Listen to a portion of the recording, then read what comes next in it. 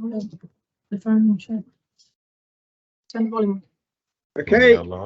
Good afternoon, everyone, and welcome to our first Falls Awareness Week webinar. This will be the first of 5 webinars over the next couple of weeks. And as you will have seen from the agenda, we've got there's a big focus on sharing local quality improvement initiatives from our call for projects that we did earlier in the summer. So the first of these is actually going to be a nursing and midwifery collaboration to develop and implement a falls prevention guideline in maternity. So I'd really like to welcome Nikki Webb and Vanessa Wallace from Warrington and Halton hospitals. And if I can just share the slides, then I will put you up on the screen. Okay. That one. And that one live. Chat and Q&A. Then I can do Nikki and Vanessa. Why can't I put Nikki and Vanessa live? Hang on. Bear with. Right. There's Nikki and Vanessa. There we are. There we go. Okay. Yep. There we are. Yep. You want to just mention about questions and answers and chat? Yeah, so for Q&As, if you just put your questions into the Q&A panel at the top of your screen, and then we will come to those after Nikki and Vanessa's session. Lovely, thank you. Okay, thank you, Simon. So just a bit of introductions first. So as Simon mentioned, the title of our presentation is a collaboration between nursing and midwifery. My name's Vanessa Wallace. I'm one of the patient safety improvement nurses here at Warrington and Halton NHS Foundation Trust. A bit of background about me. I qualified all the way back in 2005, so absolutely ages ago now. Initially ITU nurse, and then I went to NHS blood and transplant for a little while in tissue donation, and then I joined the trust in 2001 as a patient safety improvement nurse. Hi, I'm Nikki. I'm a maternity ward manager at Warrington and Halton. I only qualified in 2016, so I'm a bit of a baby compared to Vanessa. I have only had midwifery in terms of clinical skills, so before that I was in non-medical professional jobs. I've been a maternity ward manager for nearly 4 years now.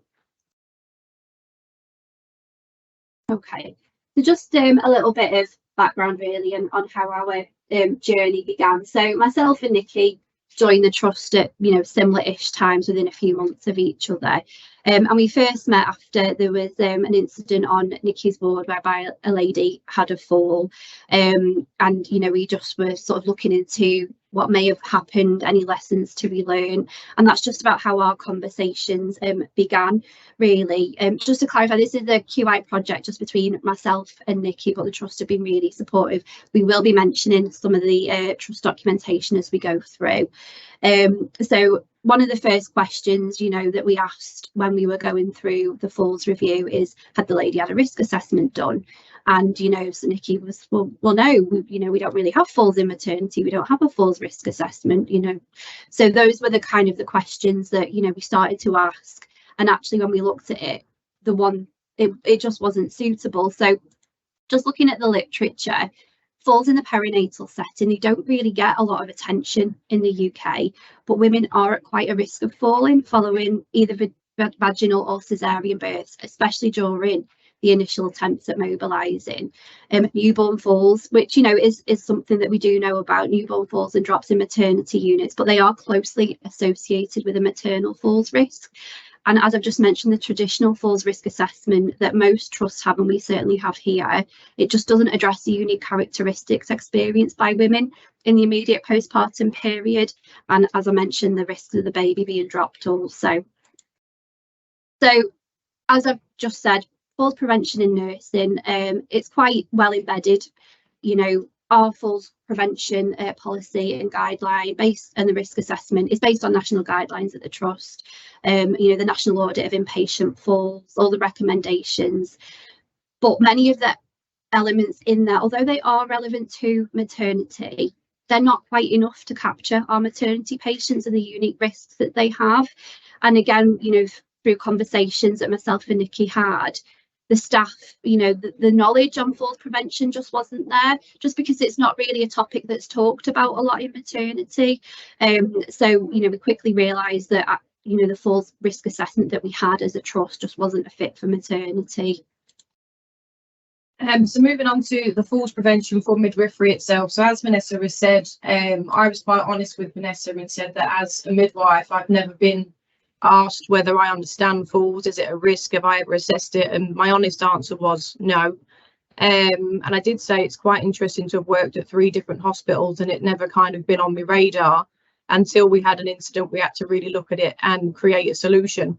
So as we said, because it's a QI project, we started at the beginning. So in terms of creating a risk assessment, we looked at the assumptions first. So we started this based on my assumptions, and then I brought this out to my team and kind of asked them what they felt about it. And our general consensus was women are young, fit and healthy, and maternity falls is low. We don't get women that fall over. We do have women that faint, but we don't have them that fall. So when we started to look into the reality of, so we've had 8 falls within maternity over the last 4 years. So some of these do come in before I've come into the trust. So we did have to kind of use the incident system to work out when they happened and why. But pre-existing medical conditions was making many of our maternity patients a high falls risk. Now, in terms of existing medical conditions, historically, a midwife's job is to be with women. And when you look at the history and literature related to our professions, we are predominantly meant to be low risk and be there to support women. And we're only meant to kind of advocate for abnormality as we spot it. Now, what we've noticed, many of us that work on wards particularly, is that we are becoming more like a general ward. So we want to keep it low risk as we can, but we have to acknowledge that pre-existing medical conditions are becoming more and more common within maternity. So this was, they were various different medical conditions, not necessarily the same ones, but it definitely came up as a highlight within our literature search. In terms of the birth, we know again, our main aim as midwives is to aim for a low risk, lovely vaginal birth. The reality, you know, nationally, probably wider than national, is that induction rates are high across the UK. The elective section rate is high across the UK, and emergency section rate is high also. So generally, even with when we did review, we still had some low risk births in there that might have had postpartum hemorrhage afterwards. So it spread across a very large, wide group of women. So essentially, it kind of covered every woman that comes through the ward, and that's what we're going to get into as to how we decided we would assess that. The other element was the noise. So postnatal wards are very, very hard to keep quiet. One reason being is that the care doesn't stop. So obviously it's a 24-hour service. We will always be doing observations, medication rounds, assisting with feeding. We can't control when babies decide to cry. Predominantly, they like to cry of a night time. So the ward actually tends to be noisier of a night time than it is during the day. And then an unfamiliar environment. So there was nearly always a thing with the bay itself. The equipment that was in there, the size of our bays, they're not particularly big.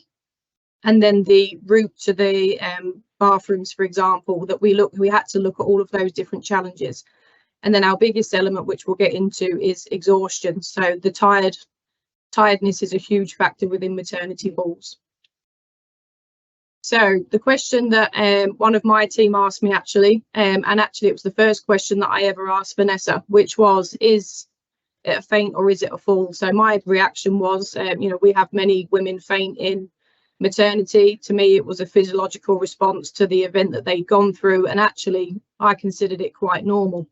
So of course I used to assess whether it was likely they would faint. I would ask them how they were feeling. We would do observations. We'd look for the signs of women fainting. But my first question was, well, when is a faint a fall?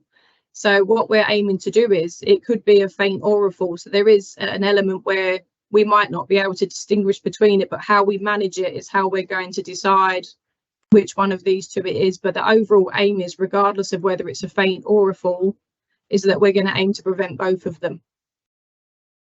So in terms of this picture, we took this recently when it was quite warm, as you can see. So it's in there to demonstrate the different roles that are involved. So I actually set off to start this project on my own, and I didn't get anywhere with it. So the key part straight away showed that you need to work with other professionals. And I think the lesson I learned very, very quickly is I was trying to invent a wheel that had already been invented. So in this picture, you can see, for me, a predominant feature is the ladies in purple. So they're our housekeepers.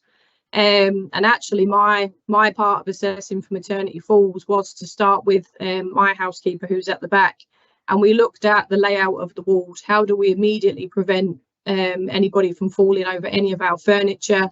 We've looked at estates work, we've put posters up in bathrooms, and we've also put awareness up for staff. But that was a key part for us to start on. And then, as you can see with all the different uniforms, we've got senior leaders in there as well. So we've noticed that to get a quality improvement project moving, you need to have, you know, from top down all the way through. And then for now, we've gone right across the trust as well, nursing and midwifery. If everybody's involved, then a QI project does really get moving. So looking at the review, so here every patient that has a fall we will review as a patient safety team, and we have a harm-free care meeting every week where we discuss, we look at themes, we look at any sort of lessons to be shared, you know, supportive, what can we do, you know, to prevent this occurring again. And as you know, I've already mentioned, the maternity falls were difficult to review as they didn't fit the standard falls prevention, the policy, the risk assessment. And as we, you know, Nikki's already mentioned, the maternal inpatient falls, it was evident the falls assessment that we do have, it just wasn't specific enough. So as you know, we all know falls are multifactorial. So as part of our QI project, we didn't just want to base it on figures of falls alone. So we did send out a survey to our staff nursing and midwifery, just to ask around, you know, what is your knowledge of falls prevention in maternity and how important do you feel it is? So just a couple of the comments here that we got back from staff. So training specific to maternity patients would be better as opposed to training with nurses, as focus would be on elderly in the nursing. Maternity specific prevention is a good idea. Falls, this can be quite common due to events like blood loss, effects of opiates, and a bespoke maternity falls policy would be useful. So really, really positive comments there from the staff. So as I've mentioned a couple of times, the falls risk assessment that we have as a trust for our general adults just wasn't a fit. So the risk factors in maternity are quite specific. So the care plan just wasn't accurate for maternity either. We needed a specific care plan for our maternity patients. So one of the main things we looked at was raising awareness. So I'll just hand over to Nikki because this was her project. Right, okay, so as you can see in the beginning, which we're really, really proud of as a ward, is we've not had a preventable fall of a maternity patient since May 2022. So what we've put together for today is how we've got to where we are now, and then we're going to move on to what the plan is moving forward. So as we've mentioned, we did have a fall that, you know, made us had to stop and think about what we were and were not doing on maternity in terms of falls prevention. So the first thing that we did, we have active team meetings, and with any issue or challenge or change that needs to happen on the ward, we tend to discuss them in team meetings first. So as a team, we discussed the fall that we'd had, and each member of the team, you know, discussed and put forward ideas about where we could have done better. So I suppose the first step of this project is to be able to acknowledge, you know, take ownership of elements that we've missed and what we could have done better. In terms of shared awareness of who is at risk and why, this is the bit that took a little bit longer to put together. This is the part that me and Vanessa did. So in terms of our risk assessment, we've created it, you know, based on the template of the trust-wide one. So if there are elements of the trust-wide one that fit maternity, we've kept them. So in terms of when I mentioned medications, our falls assessment looks at antidepressants, sedatives, hypnotics, antipsychotics, and I can't say these words, but we noticed that those medications have become more common again in maternity. We didn't routinely use these medications a lot. There are medications that we do use really commonly, such as Oromorph, any type of morphine-based drug. I wasn't aware of until the last year that sertraline antidepressants in general will react with morphine. It will make you feel drowsy. It will change your altered state of awareness. So that, was learning for me straight away, which we'll disseminate with the team. When we've looked into the skills that we need to learn, I hadn't heard about doing a lying and standing blood pressure. I've always routinely been taught we do observations, we do them at set times, and we escalate when they're out of range. But again, I asked the question, well, why do you do that? And that's been disseminated to my team, that there is a significant sign there that if you can do a blood pressure laying down and it's already low, and then you sit them up and it goes even lower, you know that your chance of somebody fainting or falling has significantly risen just from that piece of information alone. The other elements we looked at was our antenatal patients. So dehydration can have a massive impact on someone's, again, awareness, fitness, how well they feel. Hyperemesis is a concern for many, many women in maternity. So we're looking at those patients that are prolonged stay antenatal, that may not sleep well, might be on a lot of medications, and that may need assistance to rest and have their care plan reviewed to make sure that we're doing the best we can to prevent them from falling. The other elements, I'm just looking at our form now for reminding myself, is hemoglobin. So making sure that we're talking about iron levels and making sure we're making plans for women that we are aware are showing signs of low hemoglobin. So shortness of breath, excessive tiredness. It's quite easy, I think, in maternity to assume that tiredness is a routine thing. You've gone through birth, you've just had a baby, the whole event is quite strenuous, it's very strenuous, and then afterwards you are going to feel tired. But it's making sure that we're looking for those clinical elements that point out that maybe a mum isn't feeling great and may have the risk for falls to be there. The other element we brought in was intentional rounding. Now, obviously most wards do a basic level of intentional rounding anyway. However, ours on the ward has been given a specific management plan of maternal and neonatal falls. So I think this, in my opinion, this has probably been the biggest impact on our ward, is that we go round so often now that the women see us and the patients' partners see us and the visitors. And because patients are more likely to reach out and ask for help when you're visible, this has massively increased the opportunity for patients to say to us if they don't feel well or if they want help. It is included in there about bed changes. So, when we ask a woman to sit in a side chair, we can see how she moves, see how she feels while we're doing our normal processes of ward work. We've got maternity specific posters and guides to aid the staff, which are coming up next. And then the part that I think has really become ingrained even before, so our policy is currently going through the governance process. But we've started to implement these because obviously the trust policy already exists. There's elements we've already integrated into the ward already, and one of them was the element of a swarm. So the swarm is done immediately after a patient falls, and that's across the medical and maternity sides now. And I think this was the part that really showed to me that the ward had taken on all the information. So the ward will instruct me if somebody faints or falls or trips. If they're not quite sure, they escalate to me anyway. And it's brilliant to see that the team are responding to that. They're aware which teams we need to come and review. They know where the paperwork is. We're currently using the trust-wide one, but as I've said to them, it will become easier as it's more fit for what we are doing. But that in itself, hearing the team say, right, we need to swarm, has shown that already has started to be integrated within the team. And then the last part, as mentioned, the policy is going to intertwine with trust-wide policy. So we didn't want to be different, because that's the whole point of what me and Vanessa have kind of set out to do. We've got a few projects that we want to line up where nursing and midwifery start to learn from each other rather than working separately. So we've only separated the parts from maternity that, like Vanessa has said, that don't fit. So we still very much want this to be an integration of our work into the trust-wide work that's already existing. So this is one of the posters that the QI team, quality improvement team, have done for us, which is brilliant. So this is in existence in the medical side. However, it had many more bubbles on it. So what we did, we sat together, decided what parts would we take out and what parts would we add in. So the ones that will stand out, for example, is for our midwives, especially the ones that are watching as well, is the lying and standing blood pressure is going to be recorded for all of our patients. And as I've said, that my awareness alone of how that can impact your ability to assess the falls risk is considerably better. Yellow wristbands on the medical side traditionally go, or they do go on the actual patient that's at risk of falling. For maternity, the band is going to be put on women where the baby is at risk of falling. And, you know, we've talked about the fact that they kind of come hand in hand.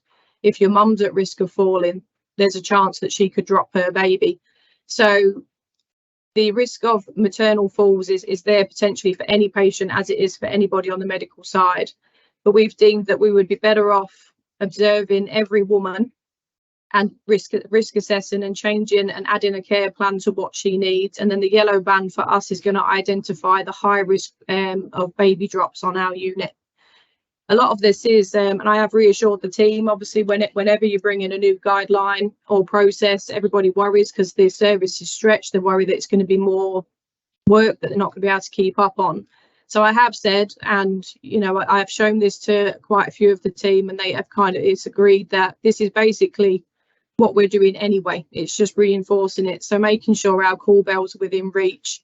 We didn't predominantly use the yellow socks. However, we are going to offer them to our patients if they want them. So again, not forcing it onto our patients if they don't feel they're necessary, but giving them the option to have it there. And then the other part that we've kind of really focused on is cognitive impairment. So that's increasing the awareness of the medications, how they affect the body, how they interact together. And that will be done via a full medication review. So we're currently working with pharmacy to see how we make that a daily part of our assessments on the ward, and to reduce the chance of any medication provoked falls as well.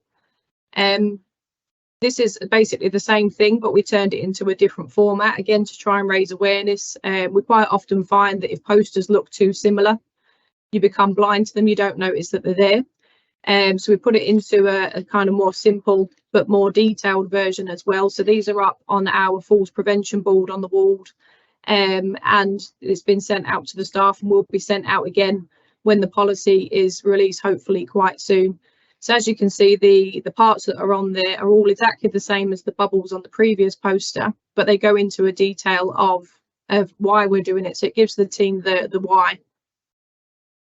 This is just the end bit here. And the one that we've added on actually is the deconditioning. So this was another element that maternity wards don't really get too involved in, because we don't expect our patients to be deconditioned. But again, we realised that when we've reviewed the cases that we've got, those that have fell tend to be long-term stay. So we decided that deconditioning was important in there, because we need to make sure that we make our patients aware as well that although we don't want them to fall, we don't want them to stop moving either. So this is a big driver for our trust, that our medical side really push on deconditioning with the patients, and we wanted to make sure that we integrated that as part of our care as well. I think it's important with the deconditioning as well, especially in maternity. There could be a lot of ladies that have had prolonged bed rest before they've even delivered, you know, due to various medical conditions. So it wasn't really something that, you know, as Nikki said, was ever really a thing in maternity. But as a trust, we really are, you know, pushing our reconditioning, our prevention of deconditioning patients, and it's so important to keep our patients as independent and as mobile as we possibly can. So just talking about, you know, a couple of barriers, as there always are when we do these projects. So staffing, you know, numbers of staffing, it's always pressured, isn't it? You know, as Nikki mentioned, staff are always a little bit concerned when you're trying to bring something new in. You know, how long is this going to take? What is this going to mean for me workload wise? What's it going to look like? And also just sort of staff misconceptions.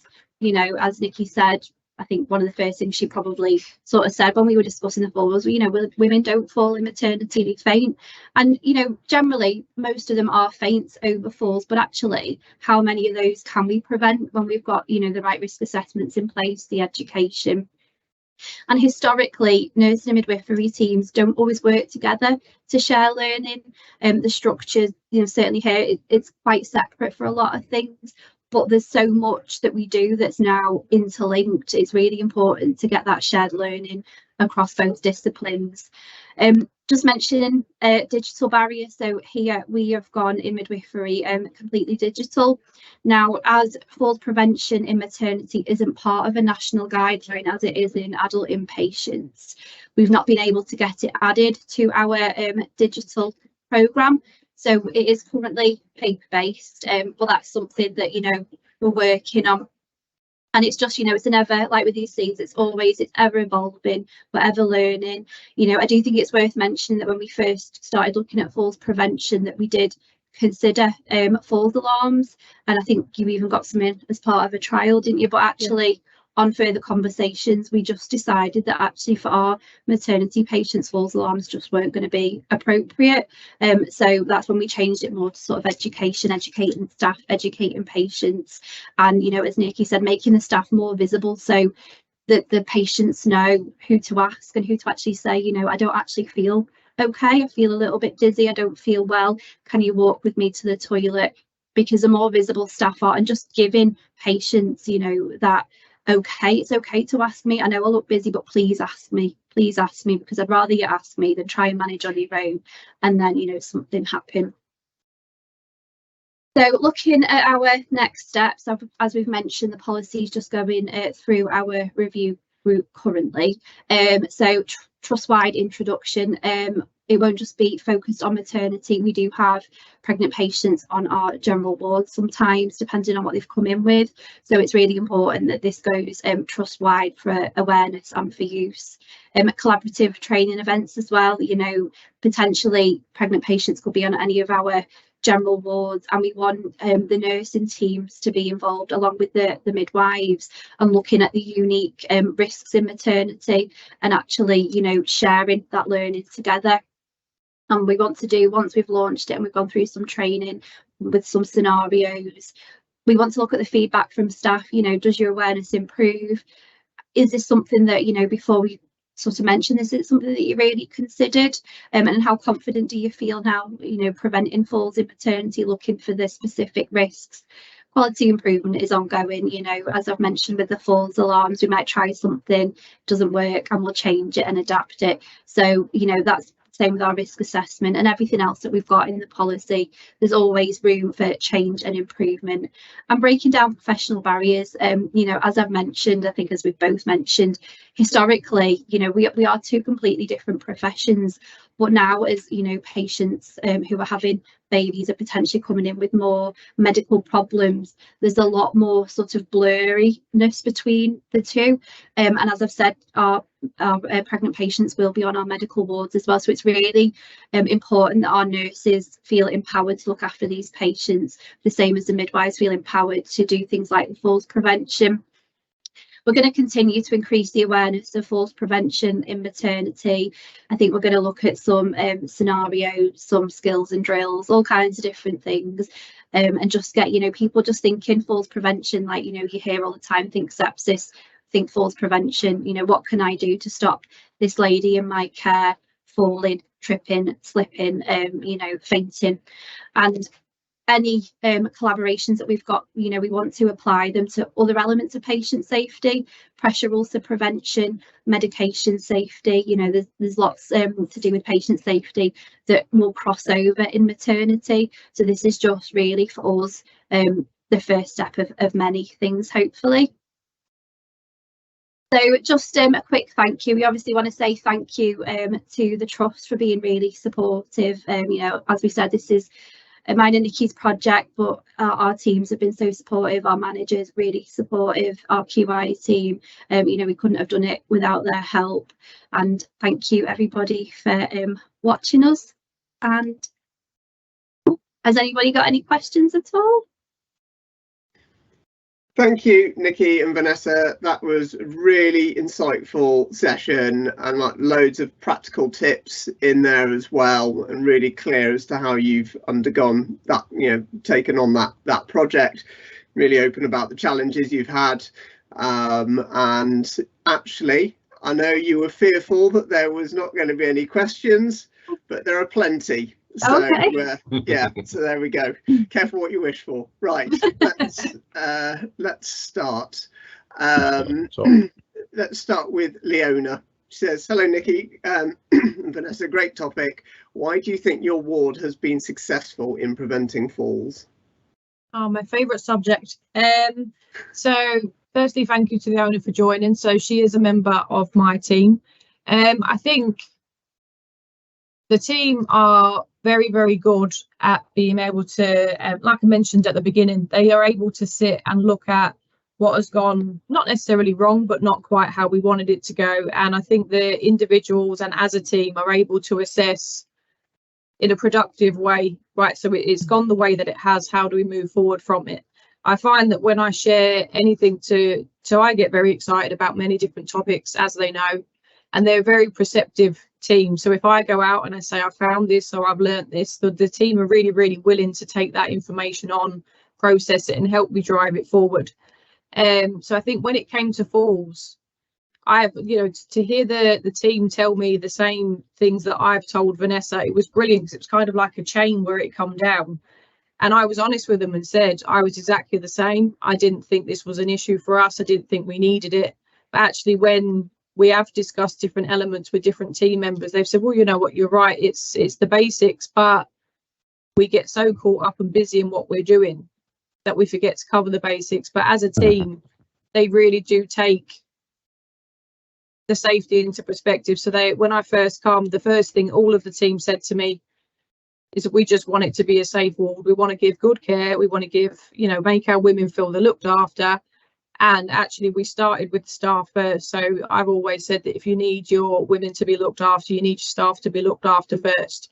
So we did a lot of wellbeing projects. We looked at what our staff needed.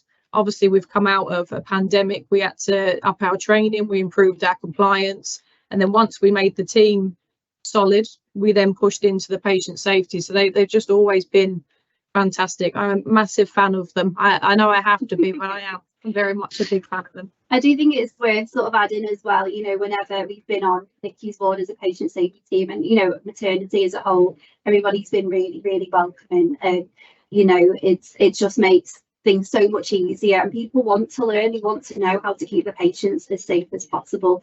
So, the receptiveness has been there, which has been really helpful. Brilliant. Right, there's a couple of questions from Jacqueline Richards as well. She said, thank you for inviting me to attend such a useful presentation. I was based in nursing orthopaedics, and there are many areas where characteristics overlap. I find rapid turnover, unexpected admission, post-operative care and assessment of risk factors. My question is, how do we make pathways more individualised? You want this one or should I add this one? So as in sort of general risk assessments and things? I think let's go with individual patients. Yeah.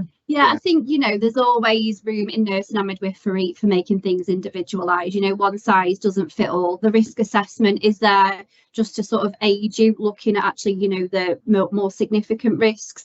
But as a midwife or a nurse, your patient, and actually you think, well, although it's not in here, this is a risk for my patient, and there's always room to make those individualised, going back to sort of the ancient days when I first started nursing, rope, logan and turning, all of those kind of things. It's really important to make sure that your care plans are individualised and it's not just a paper exercise. If there's something, whereas the risk might actually say, well, this patient's on this medication, so they're a risk, but on further assessment, you feel they're not a risk, you absolutely can, document that. You've got your rationale, you've got your reasoning, and yet they absolutely should be individualised, like with all care plans, because one size is never going to fit everybody.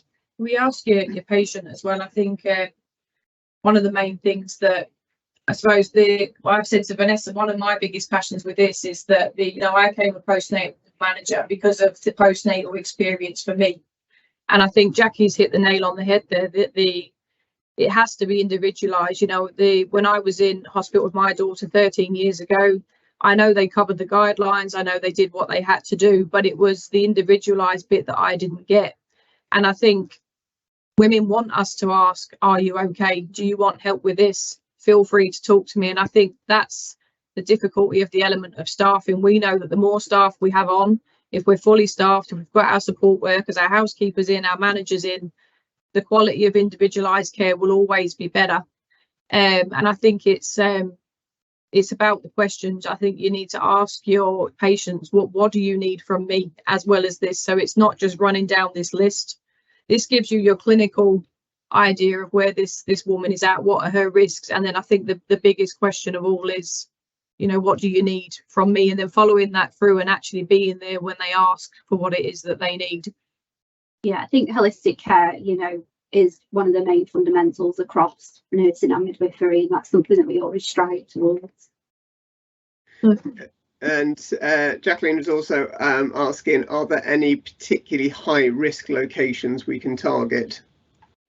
I'd say bathrooms, generally. Bathrooms are, you know, that's across sort of maternity and our adult inpatients. I'd say probably specifically in maternity, you know, your first sort of shower after you've delivered, potentially, you know, you have that drop in blood pressure with the heat of the shower, you know, you're standing maybe for longer than you have done for quite a while. So I would say probably bathrooms environmentally. Yeah, and we are going to, when we roll out the training, obviously this has been focused on my ward. It's the easiest ward to target because I manage them.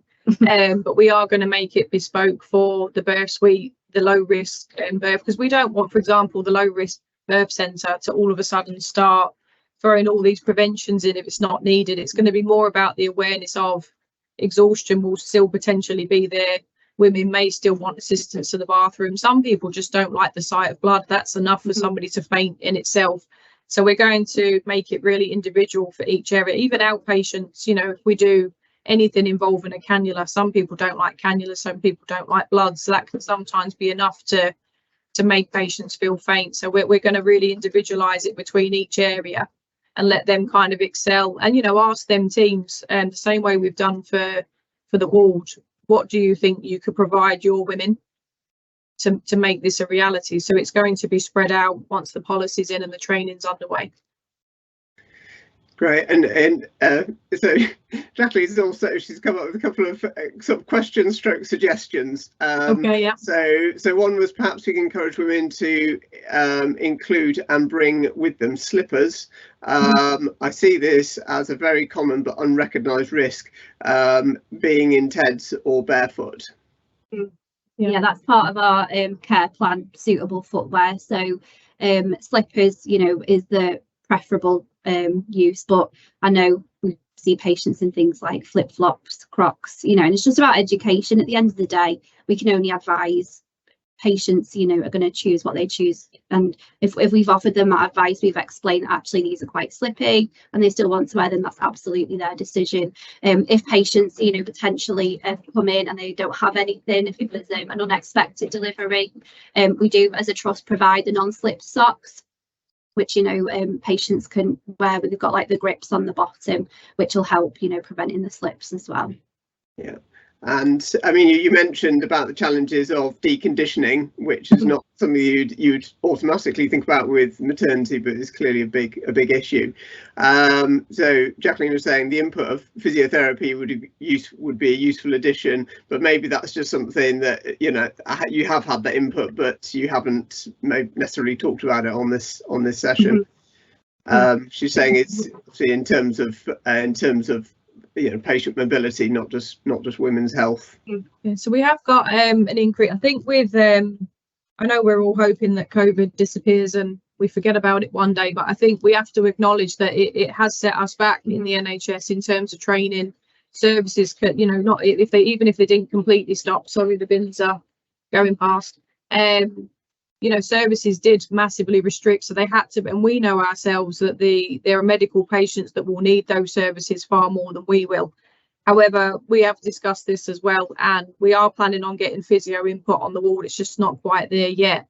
But again, it's about educating our midwives. We know how to get, you know, we're trained in manual handling as well, and we have said that maybe our manual handling in maternity needs to be pushed a bit further.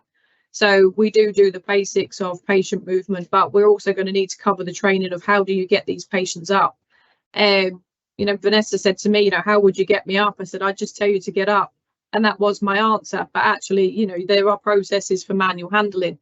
So I think when that comes in and we cover the manual handling and the physio aspects of it, and if you've got women that are struggling to walk, say maybe after a shoulder dystocia, which, you know, it shouldn't do, but it's a potential for causing damage during delivery where someone's mobility is restricted, then that is in the plan as well for the ward, that we will have physio input as well that we can refer women to. And I think, you know, as a trust, we do have a really successful active hospitals programme, which is actually shortlisted for an HSJ award next week at the award ceremony. So it's just about, again, about sort of, you know, bringing that into maternity as well. You know, the foundations are there. It's just about changing it a little bit for our maternity patients and adapting and bringing it in. Brilliant. Right, I'm just trying to catch up or keep up here, more like. Okay, so we've got a couple of anonymous ones. Nikki and Vanessa, this sounds like a great project which has really encouraged collaborative approaches across nursing and midwifery. What tips would you give other teams to aid them in beginning this vital quality improvement initiative within their own trust?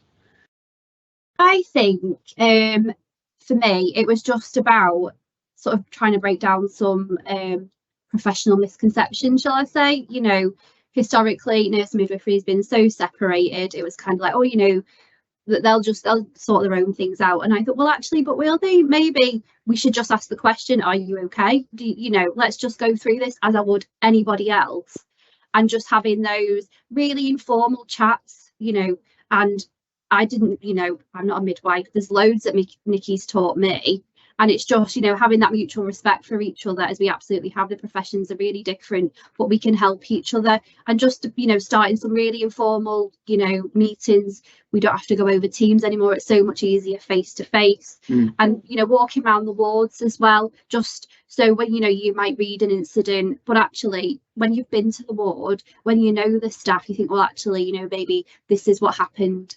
And just getting familiar with the maternity staff as well, and they know us, we know them. And as I said, they've been so welcoming. You know, Nikki's walked around the ward with me for various different things, and you know, just about speaking to the staff while you're there. And I think that's really helped us. Yeah, I think for me it's you know, my team hear me go on about this all the time, but I think they appreciate it. But I think it's team empowerment. If your team don't believe that you believe in it, they won't believe in it either. So they know that I'm very passionate about it. They know I'd never ask them to do anything that I wouldn't do.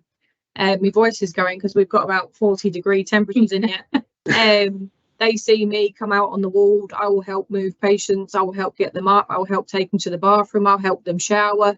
You know, I sat and plaited someone's hair in the middle of an inspection last year. You know, a few staff have said, you know, what drives you to do that? And again, I feed that back to my experience. I just wanted someone to be there, and you know, they're really grateful, because I think when you spend that extra bit of time, they feel like the best person in the world. You give them the time, you can check everything while you're there, their well-being, you can check how they're walking, how they're feeling, all from that little interaction between movement from a bed to a toilet and back. And the feedback that we generally get from the patients is the ones that really receive that care are the most grateful patients. But like I say, I think you've got to empower your team that they're doing the best they can, they're brilliant, they're wonderful, and that then drives them to, you know, have the knowledge that they're brilliant. So, you know, I think you've got to start with your team. Yeah, and I think it's just going into it completely, you know, open and honest as well. There's not really a great deal that I know about the maternity side, and as I said, we've learned so much that we can share with like the nursing side as well. It's been, you know, sort of completely equal, that we've been learning from each other as we've been going along the journey, really. Yeah. And just sort of building on that, I mean, another question: how did you engage the women in this work? Was it difficult to engage young people with this work? So we do what's called equality metrics every month. So every month, as part of again, it's a trust wide, it's not specific to my ward. You know, it's part of our job to review how your ward is performing in terms of patient experience, and you know, how they feel the ward could have performed better or what could improve in general. And I did speak to quite a few patients about falls prevention, because one of the questions, for example, is how do we broach everyone picking their things up off the floor without us coming across rude and saying you need to take your things off the floor? So I did speak to women in general. Now, I don't know a definite distinction between younger and age didn't kind of come into it when I've spoken to the patients, but the general consensus is that they're never going to turn down more help generally. If somebody's fine and they're absolutely fine, they will say to them, absolutely fine, don't worry. But there was a lot of patients that did say to me, you guys are busy, you're clearly run off your feet, you look hot, you look sweaty. For example, when the weather's like it is now, they can see the staff are hot and the staff still want the patients to ask for the help. But, you know, we're all human. If you see someone that looks busy and struggling, you generally leave them alone. So I did ask them, you know, what would really encourage you to say to your midwife, I need help with this? And she said, I think quite a few of them said just that definite conversation of, if you need me, I am here. And that was the general consensus against any kind of birth, antenatal, postnatal, age difference. You know, that was the unanimous answer from every patient that I spoke to. So it's not a lot to ask for, is it? It's probably the easiest fix we can give. And as I say, to have gone since May last year, it shows that it's potentially enough, which is brilliant.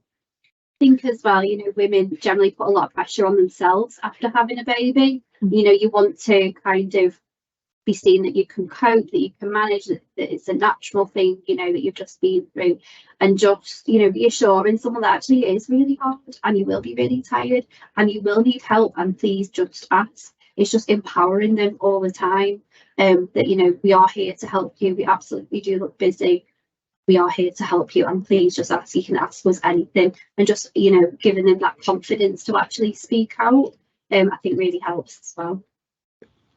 Yeah, it comes back to the, you know, how you're responding to the question about the individualized care, you know, pathways really, and individualized care. It's just asking that question, isn't it, really? Yeah. So, that one. Have you considered resource impact, and how do we persuade our senior teams that this is a worthwhile investment? So we already have persuaded our senior team. So that was one of that when Vanessa said about the impact we've had from senior management, we've had full buy-in. So we have sat, and one of the questions that come up was, do we really need a maternity specific falls policy?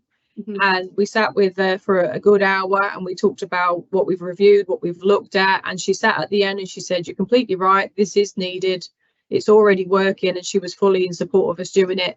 And then obviously senior management from maternity side as well. Maternity units are really pushing quality improvement, you know, in terms of the reports that have been in news, Ockenden, safety aspects in general, I suppose, is that we know that we have to do these quality improvement projects to make sure maternity is evolving as it should. So we've had brilliant buy-in from all of our leaders, haven't we? Yeah, and I think, is it the Ockenden report that, you know, sort of encouraged collaboration and, you know, sharing learning and as well. So I think that's really helped from a resource point of view. And it's not cost the board. It's not cost us anything at all, actually. You know, our posters are just our QI posters that are produced, you know, for the trust. The socks are on SBS for every ward. So from a resource point of view, it's not cost anything, you know, the education with the staff, it's the conversation. So resource wise, although we were considering trialing the falls alarms, as I mentioned, we actually decided it just wasn't a fit for maternity. So but yeah, the senior team have been really supportive. That's great. And so there's another question more about sort of sharing some of the work. So Anne-Marie Conlon has asked, can you share the MFRA that you use in maternity, please? So it's just going through the governance process. So that's we did agree with presenting this that we wouldn't share anything specific until it's gone through the really formal process. Yeah. However, that is close, and obviously once the management teams are happy for definite that with everything in it, then we could. That's what we was aiming for. Is that we do want to collaborate with other trusts as well. So if there are any trusts that want to work with us, especially with the digital agenda, we haven't mentioned who our services with, but we might find that if there's trusts that also need the same performer, that as a collective we might all be able to get that in place. So by all means, we'll be happy to share. If she gives us an email, we'll share. Great. Might be worth mentioning the future NHS platform at this point in time. If yeah, future sharings right out my mouth now. There you go. I'm on the ball. So I think today has been a fantastic session with loads of great learnings, and we're sort of conscious that people have only got so much time to attend so many sessions. So what we will do, I'll work out the technology, is if we can share a link to the recording of this session onto the Falls Practitioner Network on Futures NHS, and then hopefully that we can sort of carry on the conversation there. And I think once things like the MFRAs are everything is signed off and any other bits, I think that's a really good place for that conversation to carry on after this session. If this session can kick off lots of other people looking at falls prevention guideline for maternity, then it's really done its job. And I know Nikki and Vanessa, that's really what you want, is for people to be able to go on the same journey that you've been on. And just a really great session. Not always something that's at top of people's minds is falls prevention in maternity, but like you said, actually it is vitally important. And if we can encourage it to happen in more areas, then that's great. Yeah, and I think Simon's got our email. If anybody wants to contact us, it's not a problem. We didn't want to put it on the presentation because we're aware it's going on YouTube, so we're a little bit kind of hesitant to put it on actual presentation. But yeah, anybody's welcome to contact us. It's not a problem. Yeah. No, we'll put. I say if people haven't joined the Falls Practitioner Network on Futures NHS, just contact Neil or myself, and we can arrange that for you, and then obviously all those conversations can start in that space. I just put my email address in the chat.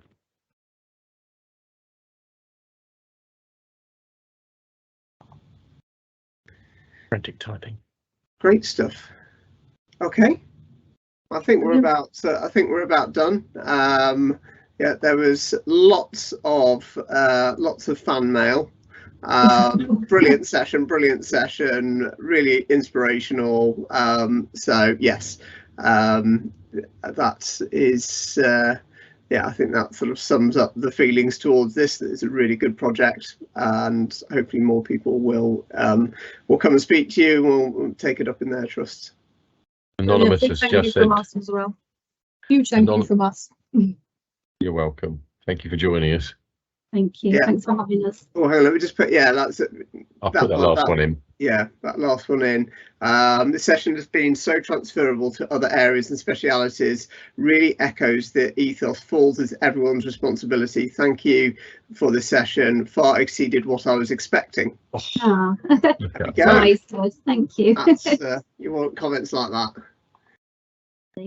Yeah, very interesting. So yeah, perfect. All right. Okay. Thank you very much, everyone, and we'll see you hopefully on Thursday. We've got a session focused on stroke units, so hopefully we will see you then. Okay, bye for now. Thank you. Bye. Thank you. Bye for now.